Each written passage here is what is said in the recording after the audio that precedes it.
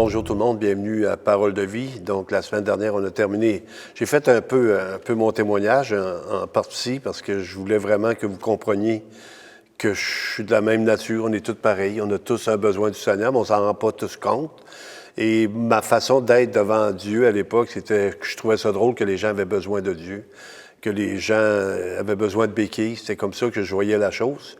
Jusqu'à ce que je réalise mon besoin, moi aussi, d'un sauveur. Parce que c'est quelque chose qu'on a tous besoin, mais c'est pas tout le monde qui le réalise. C'est unique, la relation qu'on peut avoir avec Dieu. Puis c'est personnel. C'est pas juste quelque chose que...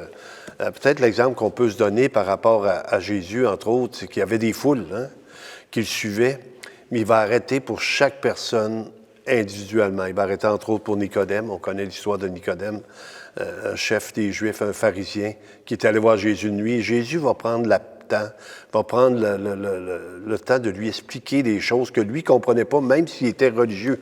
Donc, ça ne veut pas dire que parce que tu es religieux que tu as compris les choses. C'est une révélation que Dieu nous fait dans notre cœur pour qu'on comprenne les choses. Il va s'arrêter aussi pour la Samaritaine. Puis normalement, les Juifs n'ont pas de contact avec les Samaritains. Il va briser tous les préjugés de l'époque pour faire l'œuvre que son Père avait donnée, de venir chercher et sauver ceux qui étaient perdus. Donc, il va arrêter avec cette Samaritaine-là. Il va lui expliquer des choses. Il va révéler sa vie. Et elle va se convertir d'une façon magistrale. Elle va courir dans son village. Elle va dire à tout le monde que Jésus est le Messie. Et les gens vont l'entendre. Et tout de suite, après, ils vont dire, avant, on a cru à cause de ce que tu nous as dit. Maintenant, on l'a entendu de nos propres oreilles. C'est vraiment le Messie qui devait venir. Il va aller voir aussi Zachée. On a déjà vu l'histoire au cours des semaines. Zachée, un collecteur d'impôts, un Juif, que lui va chercher l'argent, même il en volait pour lui-même. Et puis, il va prendre le temps pour Zachée, pour l'arrêter, aller dire, je vais aller manger chez toi aujourd'hui, je vais aller souper chez vous. Et puis, il va encore une fois avoir une nouvelle naissance qui est magistrale. Partout dans les Écritures, on voit des nouvelles naissances, des gens qui changent de vie, qui se transforment. Et encore aujourd'hui, je peux vous en parler comme témoin à l'Église. À toutes les semaines, on voit des gens nouvelles qui viennent, qui entendent l'Évangile et qui viennent pour se tourner vers lui. Donc, dans Romains chapitre 10, 14 à 20, on va terminer le texte sur l'importance de proclamer, donc qu'il y ait des proclamateurs. Pendant qu'aujourd'hui, on nous dit, gardez votre religion dans votre maison, le Seigneur nous dit exactement le contraire. Sortez dans les lieux publics, annoncez-le. Il va y avoir une campagne d'évangélisation à Rimouski puis à Rivière-du-Loup à la fin d'août. Et les gens vont aller dans les rues, ils vont inviter le monde à venir entendre la bonne nouvelle. On n'est pas en train de vendre quelque chose. On est en train de donner le salut que Christ nous a accordé. Donc, il nous dit, comment croiront-ils en celui dont ils n'ont pas entendu parler? Et comment n'entendront-ils parler s'il n'y a personne qui prêche? Donc, le Seigneur va nous demander d'être des proclamateurs, des prédicateurs, des gens qui annoncent la bonne nouvelle. Et chacun va le faire à son niveau. On n'est pas tous appelés comme pasteurs, mais on est tous appelés à être des témoins. Et c'est là que le Seigneur avait donné aussi dans Luc, pas dans Luc, mais dans Actes chapitre 1, verset 8, il dit, vous serez mes témoins à Jérusalem, en Judée, en Samarie, et jusqu'aux extrémités de la terre. Et encore aujourd'hui, l'Évangile est proclamé partout, et de façon encore plus magistrale. Il dit, quand l'Évangile va être répandu sur toute la terre, je vais revenir. Et savez-vous quoi? Que l'Évangile n'a jamais été aussi répandu à cause d'Internet, entre autres, les réseaux sociaux, la parole est proclamée, il y a des partages. Si vous voulez entendre la parole de Dieu, vous allez sur Internet, YouTube, tapez « Parole de Dieu », prédication ou enseignement, et vous allez tous avoir des choses qui vont vous toucher, qui vont vous parler. Donc, s'il n'y a personne qui prêche, comment y aura-t-il des prédicateurs s'ils ne sont pas envoyés? Donc, on dit aux gens, faites ce que Dieu vous a montré, qu'ils sont beaux les pieds de ceux qui annoncent la paix, de ceux qui annoncent de bonnes nouvelles. Et dans l'Ancien Testament, on disait la même chose. L'Ancien Testament annonçait le Messie qui devait venir, et nous, on annonce le Messie qui est déjà venu. On est juste en train de proclamer, encore une fois, ce Messie-là. Au point qu'il y a des pays, la semaine passée, entre autres, en Iran, on a mis 3 personnes en prison parce qu'ils partageaient l'Évangile. Il y a des pays les pays musulmans ne veulent pas du tout que l'Évangile rentre là parce que ça transforme les gens.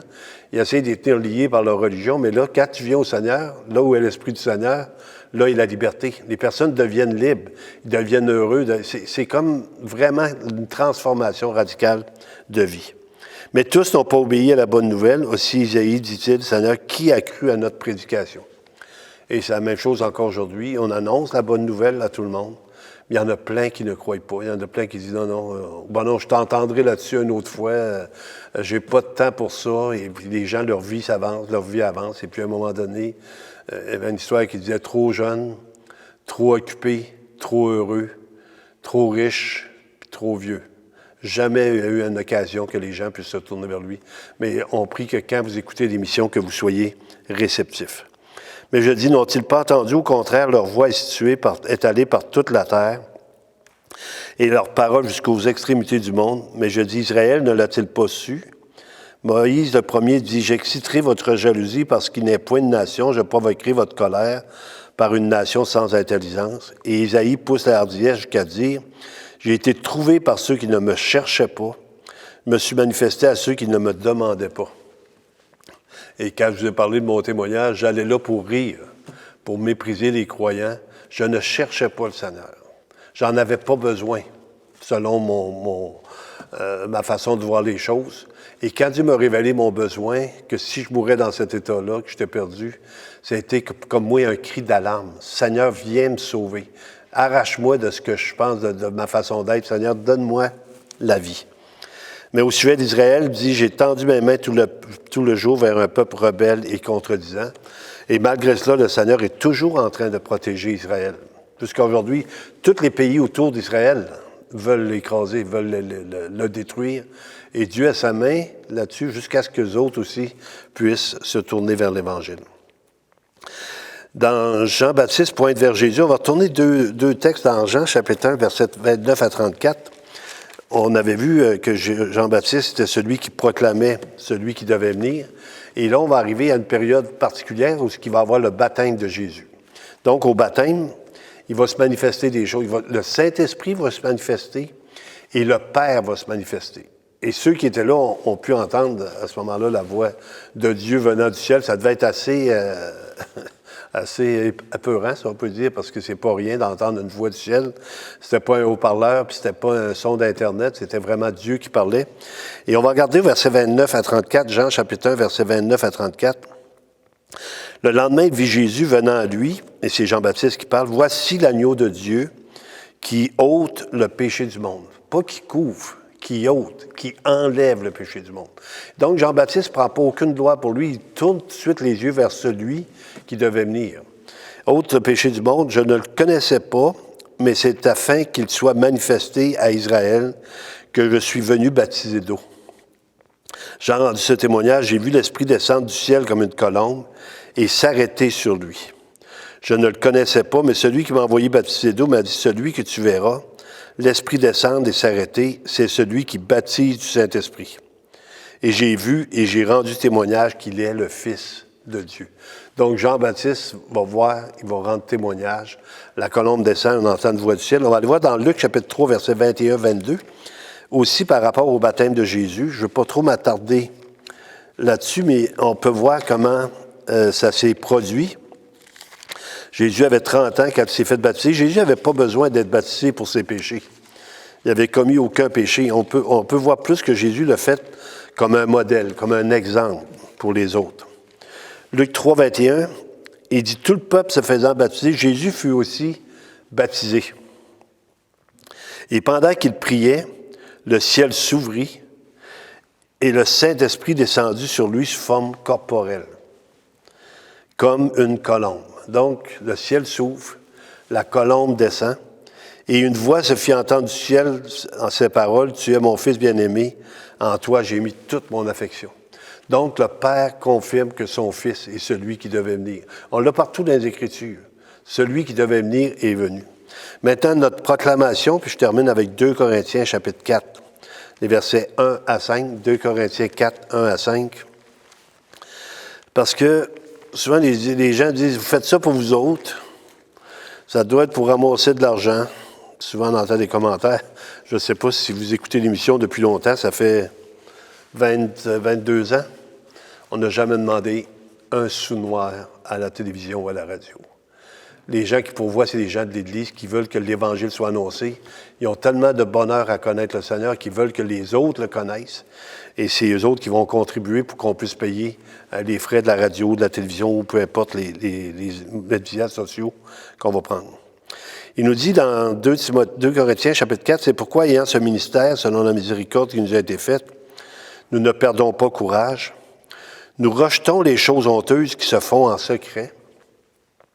Nous n'avons point une conduite astucieuse et nous n'altérons point la parole de Dieu. » Je ne sais pas si vous êtes conscient que tout ce qu'on dit, même souvent, c'est contraire à ce que le monde pense. Quand on parle contre l'avortement, on dit on veut protéger la vie à naître, on ne dit pas comme le monde pour être aimé du monde. On dit ce que Dieu dit par rapport à l'importance d'une vie.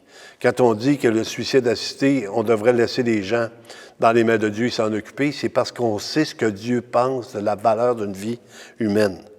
Mais en publiant la vérité, nous nous recommandons à toute conscience d'homme devant Dieu. Si notre évangile est encore voilé, il est voilé pour ceux qui périssent. Et ça, c'est toujours apeurant aussi pour les gens. Si je ne comprends pas, ça veut dire que je vais périr. C'est ce qu'il s'est dit. Donc, demande à Dieu qu'il puisse t'éclairer pour que tu puisses comprendre. Il dit, pour les incrédules, c'est quasiment incroyable qu'on se voie incrédule. Moi, je l'ai été à une certaine époque.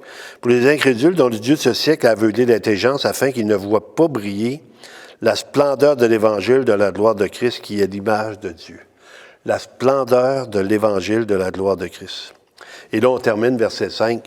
Nous ne prêchons pas nous-mêmes, c'est Jésus-Christ le Seigneur que nous prêchons. Et nous nous disons vos serviteurs à cause de Jésus. On prêche le Christ, on proclame le Christ, on proclame celui qui est mort, qui est ressuscité et qui va revenir bientôt. On va prendre le temps de prier avant de terminer. Seigneur Dieu éternel, je te remercie pour chacune des personnes, encore une fois, qui ont entendu la parole. Je te demande de les bénir abondamment. Je te demande encore une fois de toucher leur cœur, de parler à ce qu'ils puissent se préparer pour leur éternité. Je te remercie, Père, dans le nom de Jésus. Amen. On vous invite, Église chrétienne, la Bible parle à Montjoly, 39 Beaupré. Bienvenue à tous. C'est à 10h à chaque dimanche matin. Bye bye.